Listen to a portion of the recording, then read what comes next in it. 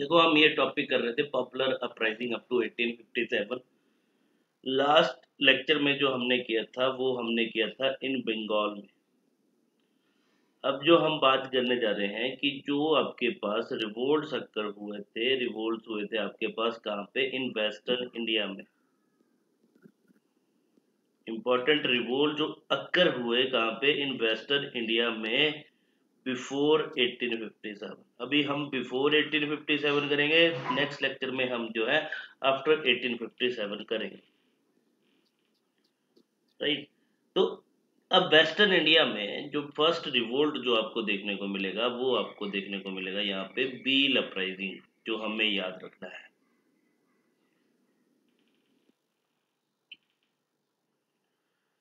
ठीक है। तो ये जो बील अपराइजिंग हुई थी ये वेस्टर्न घाट में हुई थी। वेस्टर्न घाट्स में अगर बात करें,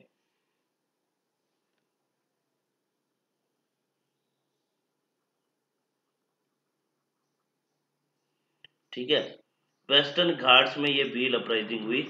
जिस रीजन को ये भील, दैट मीन्स ये भील एक कम्युनिटी थी, ट्राइबल कम्युनिटी थी, जिस रीजन को ये ऑक्यूपाई करते थे उस ठीक है, उसको बोला जाता था खानदेश।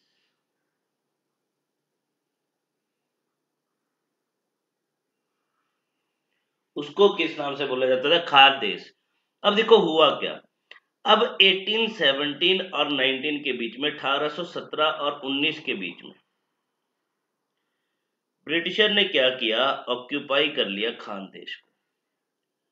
अब जब इन्होंने ऑक्यूपाई किया खानदेश को, तो अल्टीमेटली पहले इसको कौन ऑक्यूपाई कर रहा था, कौन इसको इनहेबिट करता था? भील कम्युनिटी के लोग। तो अल्टीमेटली अब भील जो है वो क्या कर जाएंगे, रिवोल्ट कर जाएंगे अगेंस्ट किसके?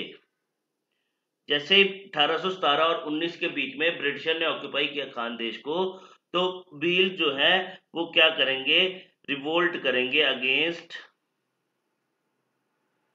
ब्रिटिशर। दैट मीन्स अब ब्रिटिश ने जो इंट्रूजन की इनके रीजन में, वहां पे इन्होंने क्या कर दिया, रिवोल्ट कर दिया, राइट। और इस रिवोल्ट को जो लीड कर रहे थे वो कौन कर रहे थे? यहाँ पे पेशवा थे, तो ये याद रखना, बाजीराव टू। बाजीराव टू ने क्या किया था? पेशवा बाजीराव टू ने इस रिवोल्ट को लीड किया था।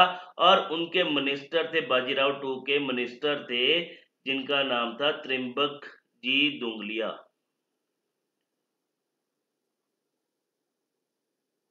AKJI, त्रिम्बक जी दुंगलिया, राइट। तो ये याद रखना।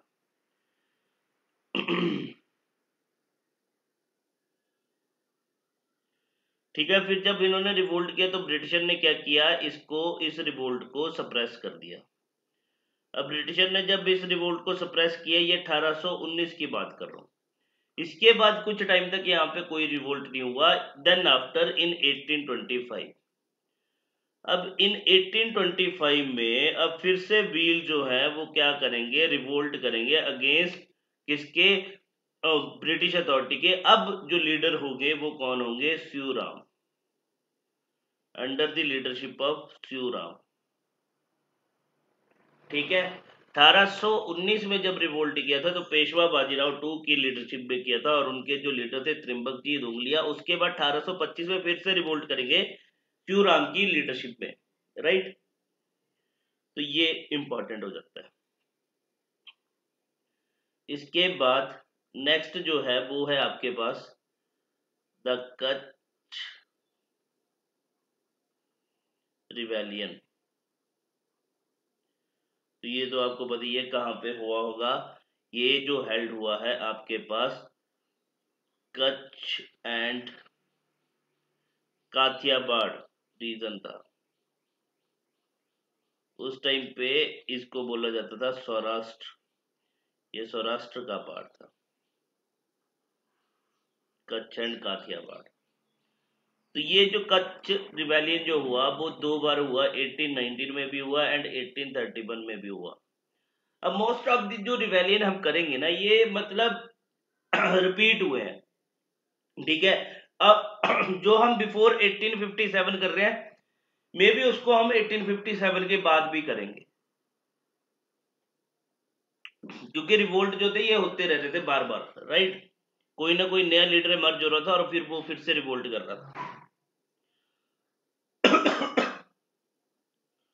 अब बात करते हैं 1819 में, जब आपके पास कच्छ रिवेलियन होता है। अब 1819 में क्या हुआ, कंपनी की फोर्सेस ने यहाँ पे डिफीट किया। यहाँ पे एक रूलर था कच्छ का उस टाइम पे, राव बारमल। इन्होंने इसको डिफीट कर दिया। किसने डिफीट किया? कंपनी की फोर्सेस ने, ठीक है। और यहाँ पे क्या कर दिया, इसको डिफीट किया और यहाँ पे रूलर बना दिया किसको? जो इसका 1 महीने का बेटा था, इन्फेंट सन। तो अल्टीमेटली यहाँ पे क्या चाहते थे ब्रिटिशर, क्या करना चाहते थे? इस रीजन को, कच्छ रीजन पे अपना कंट्रोल एस्टेब्लिश करना चाहते थे, क्योंकि इन्फेंट सन था। तो अल्टीमेटली जब तक वो 18 साल का नहीं हो जाएगा तब तक जो है वो एडमिनिस्ट्रेशन, रूलर मतलब एडमिनिस्ट्रेशन खुद नहीं कर पाएगा। तो उसके भी यहाँ पे ब्रिटिश कंपनी ने यहाँ पे क्या करना था, एडमिनिस्ट्रेशन करनी थी।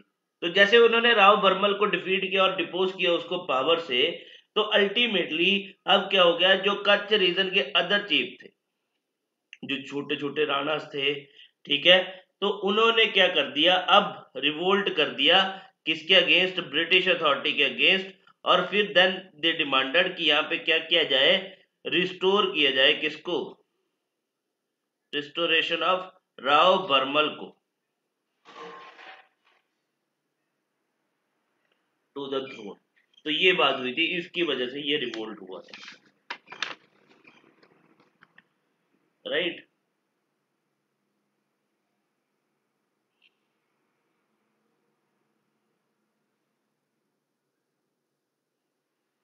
ठीक है, अब चलो इसके बाद देखो, गुजरात में एक और रिवेलियन आपको देखने को मिलेगी जिसको बोलेंगे कोली अपराइजिंग। अब ये कोली अपराइजिंग जो है आपको सेवरल टाइम्स यहाँ पे गुजरात में ये लोग रिवोल्ट करेंगे बिटवीन 1824 से 1848 के बीच में, राइट। तो बस इतना याद रखना। अब जो इंपॉर्टेंट हो जाता है वो हो जाता है सूरत साल्ट एगिटेशन।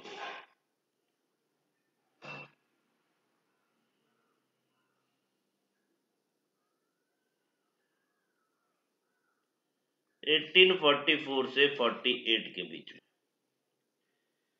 अब देखो यहाँ पे क्या हुआ था, ब्रिटिशर ने क्या किया, क्योंकि देखो एक तो इंडिया में आ गए उन्होंने, सारे मतलब कोस्टल एरियाज पे अपना कंट्रोल एस्टेब्लिश कर लिया, तो इंडियन से ही क्या लेने लग पड़े, वहां पे टैक्स लेने लग पड़े, ड्यूटीज लेने लग पड़े।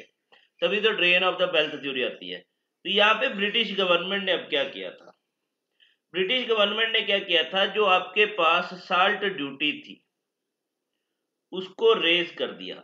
रेज कैसे किया? फ्रॉम पहले जो साल्ट ड्यूटी थी वो थी आपके पास 50 पैसा। अब बोला 50 पैसा से ये कितनी हम रेज कर रहे हैं, फ्रॉम 50 पैसा टू 1 रुपीज, ठीक है। जिसकी वजह से क्या हुआ, जो सूरत के लोग थे उनमें जो है गुस्सा आ गया, मतलब वो नाराज हो गए किनसे? ब्रिटिश अथॉरिटी से, राइट। तो यहाँ पे फिर क्या हुआ, उन्होंने क्या कर दिया, रिवोल्ट कर दिया against the British authority.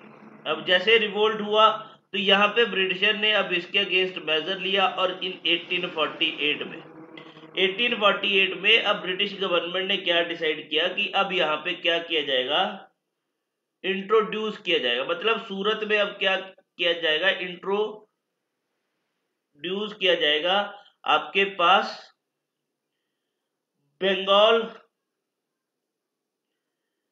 Standards of weights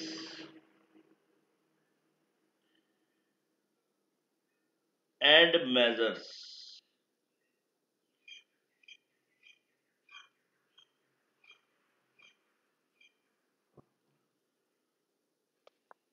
ठीक है, कि यहाँ पे इंट्रोड्यूस किया जाएगा Bengal standard of weights and measure, जिसके थ्रू क्या हुआ, फिर जैसे ये इंट्रोड्यूस किया गया तो यहाँ पे लोगों ने क्या कर दिया, जो अपना रिवोल्ट था उसको विड्रॉ कर दिया।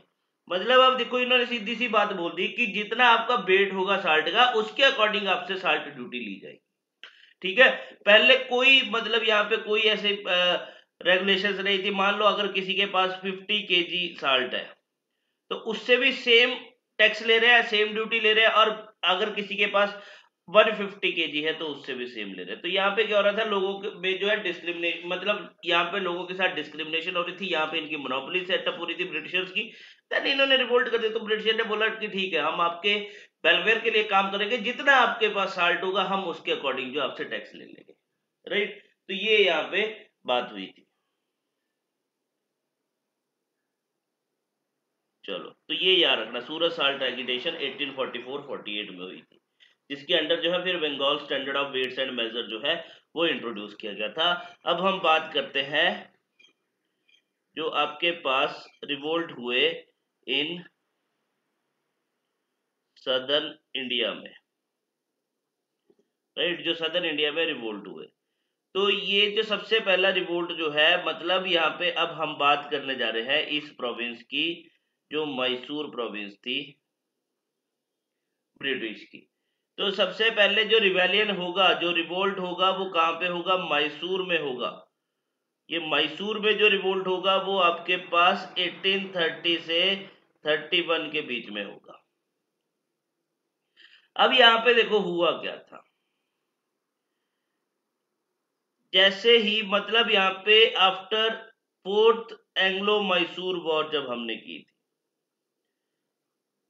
नहीं हुई है तो करेंगे, ठीक है, एंग्लो मैसूर वॉर, ये एक दिन एक की मतलब एक टाइम पे यही सारे वॉर करेंगे, एंग्लोज की जितनी भी वॉर हुई थी, ठीक है, उनके डील करेंगे। तो जैसे फोर्थ एंग्लो मैसूर वॉर होती है, जिसमें ब्रिटिशर जो है, मतलब ब्रिटिशर जो जीत जाएंगे ये मैसूर वॉर, तो अब यहाँ पे क्या किया ब्रिटिशर ने, क्या किया, मैसूर जो है, मतलब मैसूर को, अब यहाँ पे मैसूर का रूलर किसको बना दिया जाएगा, जो पहले यहाँ पे किसी टाइम पे रूल करते थे। मतलब यहाँ पे क्या कर दिया जाएगा, मैसूर में अब जो यहाँ पे बादियार डायनेस्टी रूल करती थी, तो उसके रूलर को यहाँ पे क्या बना दिया जाए, मतलब उस डायनेस्टी के डिसेंडेंट को यहाँ पे क्या बना दिया जाएगा, रूलर बना दिया जाएगा। और जो आपके पास रूलर जो बनेंगे वो बनेंगे कृष्णा राजा बदियार 3।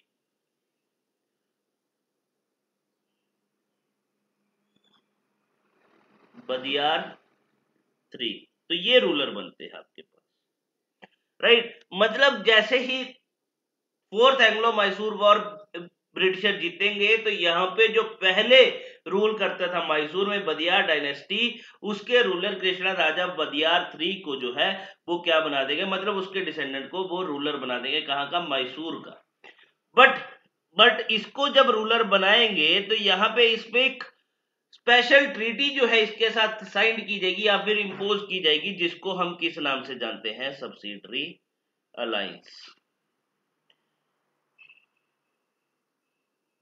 जो हमने पहले भी बात करी है। अब सब्सिडरी अलायंस के अंडर क्या होता था, हमने जब 1857 रिवोल्ट किया था तो उसमें भी बात करी थी। इसको इंट्रोड्यूस किया गया था बाय लॉर्ड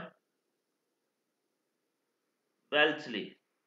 अब लॉर्ड वेल्सली ने इसको इंट्रोड्यूस किया था। अब इसके अंडर क्या होता था कि मतलब देखो सब्सिडी दी जाएगी, मतलब ब्रिटिशर यहाँ पे क्या करेंगे, एक एग्रीमेंट आपके साथ साइन करेंगे। एग्रीमेंट किसके साथ साइन करेंगे, यहाँ पे रूलर के साथ साइन किया जाएगा, जो प्रिंसली स्टेट्स के रूलर के साथ।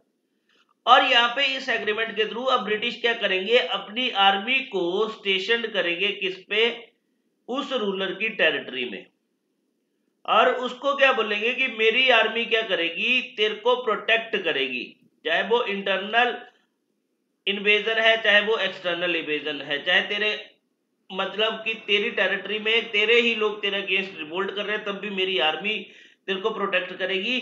अगर कोई बाहर से इन्वेजन हो रहा है तब भी मेरी आर्मी जो है तेरे को प्रोटेक्ट करेगी। तो इस के अंडर ये था, बट बोला इन रिटर्न में तेरे को क्या करना पड़ेगा, सब्सिडी देनी पड़ेगी। सब्सिडी का मतलब कि तेरे को सारे एक्सपेंसेस जो है हमारी आर्मी के देने पड़ेंगे।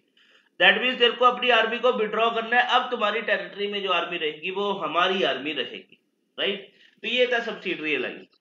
तो इसके साथ भी क्या किया इन्होंने, सब्सिडरी अलायंस जो है वो साइन करी थी। राइट, और साथ ही साथ इन्होंने क्या किया था, फाइनेंशियली डिमांड भी की थी।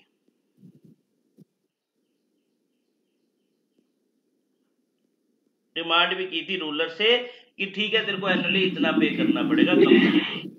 ठीक है, अब देखो जब ये फाइनेंशियल डिमांड सब्सिडरी अलायंस की तो कोई दिक्कत नहीं थी, बट दिक्कत होती क्योंकि इसको क्या करना था, एक्सपेंसेस जो है आर्मी के इसको खुद पे करने थे, मतलब खुद बियर करने थे।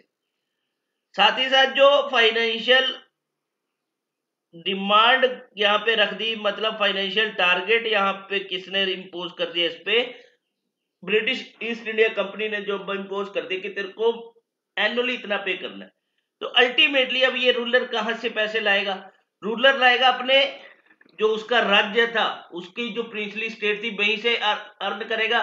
कैसे अर्न करेगा, यहाँ पे रिवेन्यू के थ्रू।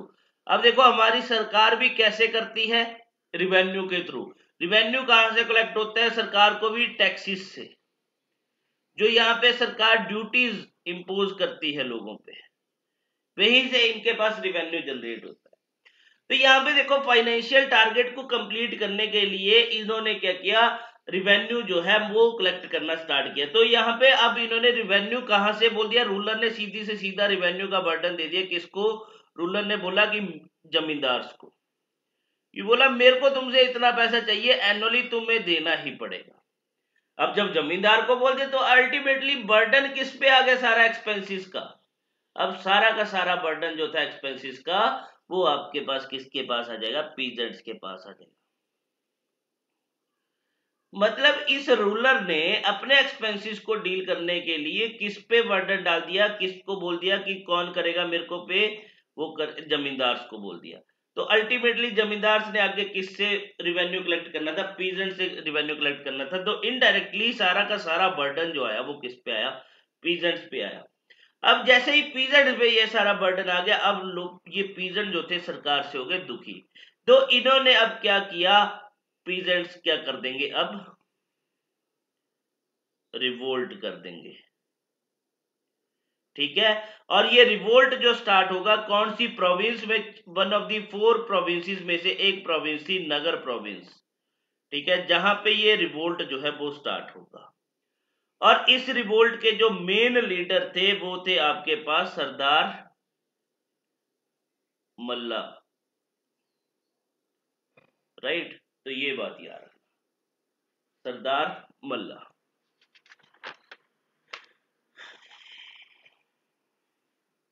क्लियर? Yes sir. अब नेक्स्ट जो आपके पास आएगा, ये देखो, ये जो अब मैं बात कर रहा हूं ना, मापिला और मोपला रिवेलियन, ये रिवेलियन जो है, ठीक है, आप बिफोर 1857 भी पढ़ोगे और आफ्टर 1857 भी पढ़ेंगे, बट आज जो हम बिफोर 1857 पढ़ेंगे तो इसमें थोड़ा सा ही देखेंगे कि इसके बारे में है क्या, फिर नेक्स्ट में हम बात करेंगे इसके मेन लीडर्स की। पहले तो कोई लीडर इमर्ज नहीं हुआ था, बाद में जरूर लीडर इमर्ज हुआ था। तो मालाबार रीजन में ये हेल्ड हुआ। ठीक है, 1836 से 54 के बीच में ये रिवोल्ट चलता रहा। अब देखो सबसे पहले आपसे क्या पूछेगा कि ये मोपिला थे कौन। ये मोपिला जो थे, ये आपके पास मालाबार रीजन के, दैट मींस मुस्लिम, जो साउथ रीजन के क्या थे, ये मुस्लिम कल्टीवेटर थे, पीजेंट थे ये, मुस्लिम मुस्लिम थे। अब देखो इंटरेस्टिंग बात क्या है कि ये मुस्लिम कल्टीवेटर जो थे, मतलब ये जो ओरिजिनल मुस्लिम नहीं थे, ये क्या थे, कन्वर्टेड मुस्लिम थे। ठीक है, ये कन्वर्ट हुए थे इस्लाम में। इस्लाम में क्यों कन्वर्ट हुए थे, अब बात करते हैं। अब क्या था एक्चुअल में, ये पहले क्या थे, कन्वर्टेड हुए थे इस्लाम में, तो अल्टीमेटली ओरिजिनली ये क्या थे, हिंदूज थे। अब देखो ये जब हिंदूज थे तो उस टाइम पे ये लोअर कास्ट हिंदूज थे। अब लोअर कास्ट हिंदूज मैंने एक बार बात कर दी, तो अब आप समझ ही गए होंगे कि क्यों ये कन्वर्ट हुए। दैट मीन्स ये लोअर कास्ट हिंदूज थे, तो इनके साथ अपर कास्ट हिंदूज द्वारा क्या किया जाता था, डिस्क्रिमिनेशन किया जाता था। ठीक है, डिस्क्रिमिनेशन किया जाता था, जिसकी वजह से मतलब अब फाइनली ये क्या हो चुके थे, कन्वर्ट हो चुके थे इस्लाम में। और कुछ ये जो थे कुछ कन्वर्टेड थे इस्लाम में, और कुछ जो पहले अरब सेटलर हुए थे, मतलब जब इंडिया में अरब आए थे जो वो लोग जो यहाँ पे सेटल हो गए, उनके आगे जो डिसेंडेंट थे वो भी, उनको भी मोपला ही बोला गया, राइट। अब देखो ये जो थे, मतलब जब इनके साथ हायर कास्ट हिंदूस ने डिस्क्रिमिनेशन करना स्टार्ट किया तो अल्टीमेटली ये किसमें कन्वर्ट हो गए, इस्लाम में कन्वर्ट हो गए। क्योंकि ये जब इन लोगों ने इनको इस्लाम के बारे में बताया तो बोला इस्लाम में कोई भी आपके साथ डिस्क्रिमिनेशन नहीं करता है on the basis of caste. तो अल्टीमेटली इन्होंने क्या कर लिया, अपने आप को कन्वर्ट कर लिया इस्लाम में। अब देखो हुआ क्या, अब इन मोपलास को एक नाम दिया जाता था, क्योंकि ये वर्क करते थे एज अ जैमीज जैमीज या फिर जनमी, विच मीन्स बॉन्डेड लेबर। ये एज अ बॉन्डेड लेबर काम करते थे, तो बॉन्डेड लेबर को क्या बोला गया, जैमीज और जनमी, ठीक है। और ये मतलब बॉन्डेड लेबर किसके काम करते थे, यहाँ पे जो मतलब यहाँ पे जो हिंदू लैंडलॉर्ड थे, अपर कास्ट हिंदू लैंडलॉर्ड्स, उनके अंडर ये क्या करते थे, एज अ जनमी जो है और जैमी जो है वो काम करते थे, दैट मीन्स बॉन्डेड लेबर काम करते थे अपर हिंदू लैंडलॉर्ड के अंडर, राइट। तो अपर हिंदू लैंडलॉर्ड्स के अंडर जिनको क्या बोला गया, अपर कास्ट हिंदू लैंडलॉर्ड, जिनको नाम बूदरी और नायर बोला जाता है, नाम बूदरी और नायर किसको बोला जाता है, अपर कास्ट हिंदू लैंडलॉर्ड्स को, ठीक है। तो यहां पे अब क्या हुआ, जैसे जैसे देखो अब इन्होंने ये क्या करते थे, अपर कास्ट हिंदू लैंडलॉर्ड जो थे ये अल्टीमेटली इनके साथ डिस्क्रिमिनेशन करते थे। तो लास्ट में क्या होगा, ये मोपला जो थे ये क्या कर जाएंगे, राइज कर जाएंगे इन रिवोल्ट में। देखो ये जो राइज किए ना रिवोल्ट में, ये किसके अगेंस्ट में रिवोल्ट किया इन्होंने, अगेंस्ट द गवर्नमेंट ऑफिशियल्स, जो आपके पास गवर्नमेंट ऑफिशियल्स थे, अलॉन्ग विद जो इनके क्या थे, ये हिंदू लैंडलॉर्ड्स थे। अब जब हिंदू लैंडलॉर्ड्स थे, जिसकी वजह से मतलब जब इन्होंने हिंदू लैंडलॉर्ड्स के अगेंस्ट यहाँ पे रिवोल्ट जो है स्टार्ट किया, तो जिसको इन्होंने अब हिस्टोरियंस ने, कई हिस्टोरियंस ने इसको नाम दे दिया उस टाइम पे कम्युनल राइट्स। कम्युनल राइट्स क्यों नाम दे दिया, क्योंकि ये जो मोपिलास थे ये इन हिंदू लैंडलॉर्ड्स को क्या कंसीडर करते थे, सॉरी ये जो अपर हिंदू लैंडलॉर्ड्स थे इनको कंसीडर करते थे ये एज अ काफिर और इनफिडलर्स।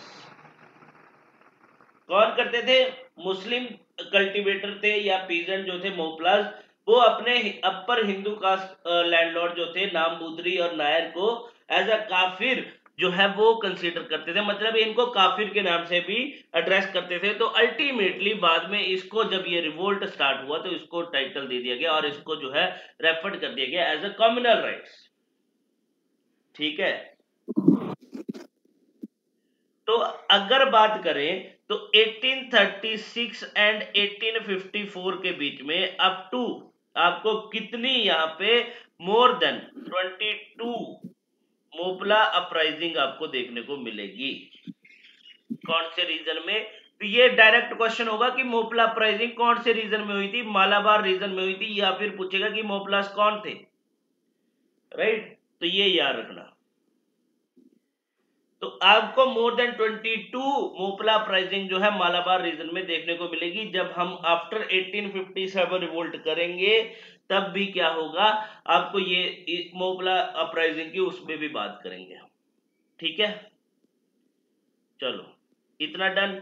अब चलते हैं जो आपके पास रिवोल्ट हुए कहां पे, इन नदर्न इंडिया में, जिसमें सबसे इंपॉर्टेंट रिवोल्ट आता है आपके पास कुका और नामदारी मूवमेंट। कुका और नामदारी मूवमेंट जो आपके पास वेस्ट पंजाब में स्टार्ट हुई थी इन 1840 में, ठीक है, 1840 में स्टार्ट हुई।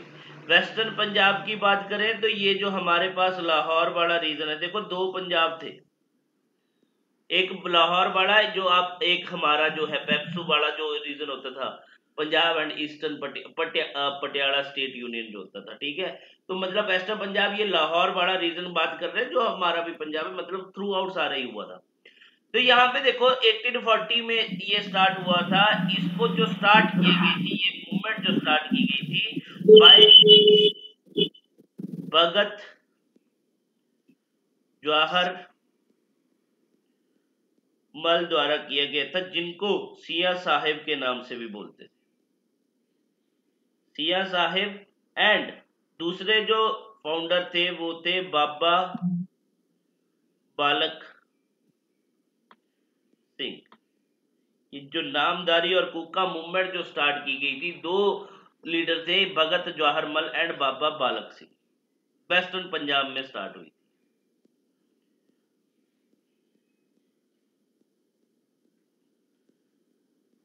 बट इस मूवमेंट के जो मेन लीडर जो इमर्ज हुए थे, मेन लीडर जो बने थे, वो आपके पास बने थे बाबा राम सिंह,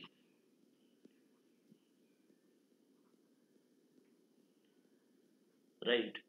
तो अब देखो, अब ये जो कुका और नामदारी मूवमेंट जो थी, इसका मेन एम क्या था कि ये क्या करना चाहते थे, पंजाब में एक चेंज लाना चाहते थे, रिफॉर्म लेके आना चाहते थे। कौन सा रिफॉर्म? जिसको आप नाम बोलोगे सोशियो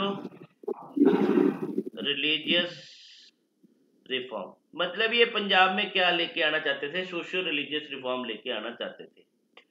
तो देखो, इन्होंने जब सोशियो रिलीजियस रिफॉर्म लेके आने की बात करी, तो सबसे पहले इन्होंने क्या स्टेप यहाँ पे लिया, तो इन्होंने यहाँ पे पॉपुलराइज किया। पॉपुलराइज किया इन्होंने क्या? आनंद मैरिजेस को, आनंद मैरिजेस को। दैट मीन्स कि जो आपके पास एक सिंपल एंड इन मतलब अनएक्सपेंसिव जो है, सिंपल एंड इनएक्सपेंसिव मैरिजेस जो थी, उनको क्या किया? इंट्रोड्यूस किया। आपने देखा होगा कि एक पंजाब में ना वाइट क्लोथ पहन के लोग रहते हैं, बहुत ही सिंपल लाइफ जीते हैं वो। दैट मीन्स वो कुक्का और नामदारी मूवमेंट, नाम लिया होता उन्होंने, ठीक है। अब देखो यहाँ पे जब ये नामदारी मूवमेंट स्टार्ट हुई थी, बाद में ब्रिटिशर ने क्या किया था, इन 1872 में ये जो आपके पास बाबा राम सिंह थे, इनको क्या किया था? अरेस्ट किया था और डिपोर्ट कर दिया था। कहाँ पे? रंगून में। क्योंकि ब्रिटिशर को क्या लगा कि ये जो नामदारी मूवमेंट के जो लीडर हैं, ये जो पंजाब में रिवोल्ट हो रहे हैं हमारे अगेंस्ट, जो एंटी ब्रिटिश फीलिंग जो जनरेट हो रही है, वो इनकी वजह से हो रही है। तो इन्होंने क्या कर दिया, सीधा सा इनको सीधे से बात करी कि इनको सीधा अरेस्ट किया और यहाँ पे डिपोर्ट कर दिया। कहाँ पे? रंगून में। तो ये थी आपके पास जो मूवमेंट हेल्ड हुई थी बिफोर 1857, ठीक है। अब नेक्स्ट वीडियो में, मतलब नेक्स्ट लेक्चर में, अब हम करेंगे जो पॉपुलर अपराइजिंग हुई थी आफ्टर 1857, ठीक है, आफ्टर 1857। अब एक और बात बोल देता हूं कि देखो, कि मेरे चैनल पे ना एक टॉपिक पड़ा होगा, लैंड रिवेन्यू सेटलमेंट, एक वीडियो पड़ी है, उसको भी देख लेना, ठीक है। लैंड रिवेन्यू सेटलमेंट के बारे में पढ़ लेना, उसमें डिटेल में एक्सप्लेन किया। जो नहीं एक्सप्लेन किया होगा, क्योंकि कुछ बातें होती है जो वीडियो में मैं नहीं एक्सप्लेन करता हूँ, वो तुम्हें उसी टाइम बता दूंगा, ठीक है। तो वो देख लेना, कल हुआ तो कल हम वो भी डील कर लेंगे, ठीक है। वैसे तो उसको मैंने अच्छे से डील किया है, बट जो भी वहां पे मेरे को लगेगा कि मैंने बात नहीं बताई है, वो तुम्हें वहीं पे ऐड ऑन करवा दूंगा। फिर हमारे ये टॉपिक भी साथ में कवर हो जाएगा। आज तुम्हें जैसे ही टाइम लगेगा, तो ये लैंड रिवेन्यू सेटलमेंट मैं साथ में शेयर कर दूंगा, ठीक है। मतलब उसका लिंक तो वो भी पढ़ लेना, उसको भी सुन लेना एक बार, ठीक है। फिर उसके बारे में जो भी मेरे को लगे कि मैंने एक्सप्लेन नहीं किया, वो मैं तुम्हें साथ में ही एक्सप्लेन कर दूंगा कल, ठीक है। तो दैट्स ऑल फॉर टुडे। समझ में आया? जल्दी से बता दो। Yes sir. ठीक, साहिल समझ में आया? हाँ जी सर। चलो ठीक है, thank you. Thank you sir.